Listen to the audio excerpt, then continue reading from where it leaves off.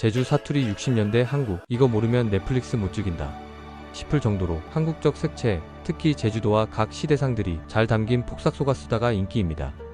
제주 사투리 가득한 대사, 한국의 60년대 이후 생활상이 담겨 있어서 해외 팬들도 이거 해석 좀 해줘 하며 서로서로 TMI를 퍼붓고 있는데요. 한국의 표준어와는 확연히 다른 제주 사투리도 알아가는 재미가 쏠쏠합니다. 해외 시청자들이 나누는 TMI들을 담아봤습니다. 오프닝 노래랑 일러스트 완전 감성 터진다. 김정미 노래라길래 들어봤는데 와, 이 분위기 뭐냐.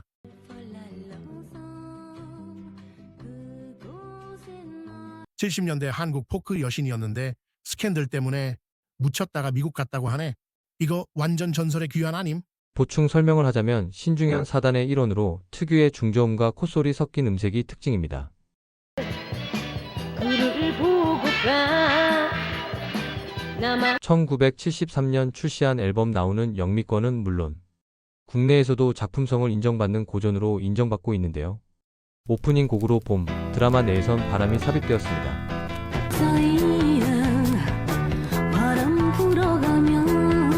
금명이 방에 걸린 포스터 봤냐? 마치다 세이코랑 다크치 말이야. 일본 80년대 음악 감성 충만하네. 마치다 세이코는 1980년대 일본을 대표하는 국민 아이돌이자 영원한 아이돌로 불리는 일본의 전설적인 가수입니다.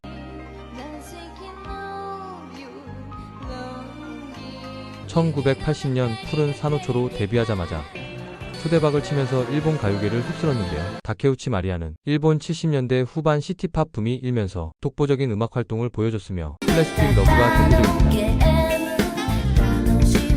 그러다가 갑자기 애순 어린 시절 범죄 피해자로 끌려갈 뻔했던 과거 이야기로 훅 들어감. 근데 이런 서사 풀어낼 때 시그널 감독이면 무조건 긴장감 장난 아니게 살릴 거 알지? 역시나 몰입감 미쳤고, 그리고 광래가 범인들 추적해서 수산시장에서 쌍코피 터지게 패는 장면, 이거 진짜 사이다였다. 범죄자들한테 제대로 된 참교육 날리는 거 보면서 속이 다 뚫렸네. 애순이 새들어 있는 자취방에서 연탄가스를 마시고 사고를 당하는데요. 이에 대해서 나 그 중독 장면 이해 못했어. 바닥에 새던 그거 뭐였음? 난방 시스템이랑 관련 있는 거야? 처음 보는 거라 헷갈리네. 옛날 한국 집들은 연탄으로 난방했었어.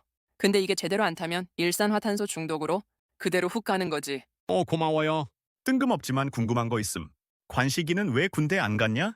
아마 외동아들이라서 군대 안 갔을 수도? 우리 아빠도 그 시절에 같은 이유로 면제받았다고 하더라.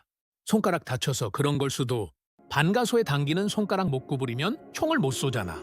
70년대엔 징집할 젊은 사람이 많아서 이런 사유로 빠지는 경우도 있었을 듯. 외동아들의 외동아들이라서 그럼 4대째 외아들은 법적으로 면제받음. 11화에서 나온 노래 내 사랑 내 곁에, 이 노래 진짜 전 세대가 아는 명곡이지. 수많은 가수가 커버했는데 시대마다 해석이 달라지면서 음악 분위기도 변하는 거, 그 흐름 보는 게 완전 감동이었다. 그리고 이번 화 완전 응답하라 1988 감성 느껴짐. 내 추측인데 충섭이랑 은명 같은 부대 출신일 수도 있을 듯. 충섭 군복에 있는 부대 마크가 파주 34단 최전방 부대였고 광식이 말로는 은명도 최전방에서 복무했다고 했잖아. 그렇다면 금명이랑 충섭이랑 은명 통해 다시 만날 가능성 충분함. 이거 완전 응팔 팬들 겨냥하고 만든 드라마 아님? 나는 찐 응팔 덕후라 그런지 닮은 점 몇 개 바로 보였음. 현숙 응팔에서 노을이 여자친구였던 그 배우, 제닌 가정부 턱선 개명해준 무당, 막보검 태기, 1988 서울올림픽 서울대 학생운동 연탄가스 중독, KBS 가요제 같은 디테일까지 응팔이 남긴 8년짜리 빈자리 꽉 채워주는 중이라서 완전 만족. 응답하라 2002 나오긴 할 거냐? 신원호 PD 창고에서 꺼내줄지 의문. 한국 문화에 익숙한 사람들만 알 수 있는 포인트들이 몇 가지 있네. 그 집 애들 이름이 금명, 은명, 동명인데 금은동 메달처럼 말이지. 그리고 아이유 본명은 이지은이고 인스타 아이디도 이지은의 한글 타이핑 방식이야. 진짜 디테일 미쳤다. 방식 팔에 찍힌 도장이야. 천안 독립기념관 도장인데 천안과 서울은 80km 정도 떨어져 있어. 80년대 당시 버스 터미널에서 서울대까지의 거리 생각하면서 눈물이 다 나더라. 이게 바로 그 시절의 힘든 여정이니까. 광식이한테 계속 누구에게 투표했냐고 묻는 경비원이 나오는데 그때는 노태우가 당선된 시기야. 그리고 광식 역할 맡은 박해준 배우는 영화 그날에서 노태우로 나온 적도 있지. 금명이랑 영범이가 계단에 앉아 아이스크림 먹으면서 논산 못 가겠다고 하는 장면이 나오는데 논산 가는 건 군대 가는 거야. 논산에는 훈련소가 있으니까. 애순 손가락에 있는 빨간 얼룩이 뭐지? 그 빨간 얼룩은 봉숭아로 손톱 물들이는 한국 전통 방식이야. 엄마가 애순한테 봉숭아 물이 다 빠지면 너는 나를 잊을 거다라고 말하는 장면에서 그게 나와. 그건 전통적인 손톱 물들이기 방법인데 봉숭아 꽃잎을 으가해서 자연스럽게 손톱을 물들였던 거야. 봉숭아 애순 엄마가 전복을 주면서 내가 죽고 나면 이 집 떠나라면서 봉숭아 꽃을 으깨는 장면이 나오지. 이 드라마의 중요한 배경을 조금 설명하자면 이야기는 1960년대에 시작돼. 그때 한국은 굉장히 가난했어. GDP가 IT, 에티오피아, 심지어 북한보다도 낮았지. 애순의 의붓 아버지가 한국의 평균 기대 수명은 52세라고 말하는 장면과 아이순의 엄마가 29세에 돌아가셨다는 사실을 알게 되는 장면에서 그 상황을 잘 보여줘. 1960년대는 정치적으로도 혼란스러웠던 시기였어. 한국의 첫 민주정부는 박정희가 주도한 군사 쿠데타로 전복됐고 박정희는 1961년부터 1979년까지 대통령으로 재임했어. 그의 통치는 엄청난 경제 성장을 이끌었지만 동시에 광범위한 인권 탄압도 있었지. 신문이나 표지판에 나타나는 정치적 상황을 보면 그 시대의 분위기가 그대로 드러나는데 등장인물들이 이를 직접적으로 말하지 않더라도 그 배경이 작품에 깊이 깔려 있어. 애순은 흰색 상복을 입고 있어. 하지만 현재 시대를 배경으로 한 드라마에서는 그 상복이 흑백으로 입혀져 있어. 이 변화는 언제, 어떻게 일어난 걸까? 전통적인 유교식 장례에서 고인과 상주직계 가족은 모두 삼배라고 불리는 염색되지 않은 대마 직물로 만든 한복을 입습니다. 정말 부유한 가정이라면 염색되지 않은 비단 한복을 입기도 하죠. 언제, 왜 이 변화가 일어났는지에 대한 명확한 출처를 찾을 수는 없었지만 20세기 들어서 기독교가 널리 퍼지면서 변화가 일어난 것 같습니다. 현재 우리가 보는 장례식은 기독교와 유교의 혼합된 방식입니다. 그래서 손님들은 검정색 정장을 입고 상주들은 삼배 대신 흰색 포인트가 들어간 검정색 한복을 입습니다. 하지만 여전히 나이 많은 사람들은 삼배 한복을 사서 장례 때 입히기도 합니다. 한국어를 하는 사람만 알 수 있는 포인트들이 있어. 누가 월세를 낸 건가? 또 우리가 알다시피 집주인은 잘 안 들리잖아. 그리고 희정은 한국에서 흔한 여자 이름이라서 집주인이 자연스럽게 헷갈렸을 수도 있어. 그리고 광식이 바다에 뛰어들기 전에 애순이 독백해.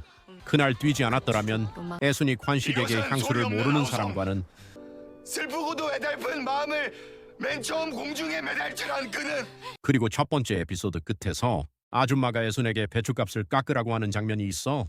애순은 일상 대화에서는 잘 쓰지 않는 문학적으로 쓰는 말투를 사용하잖아. 여러 가지로 애순이 진짜 문학과 시에 대해 진지했음을 느낄 수 있어.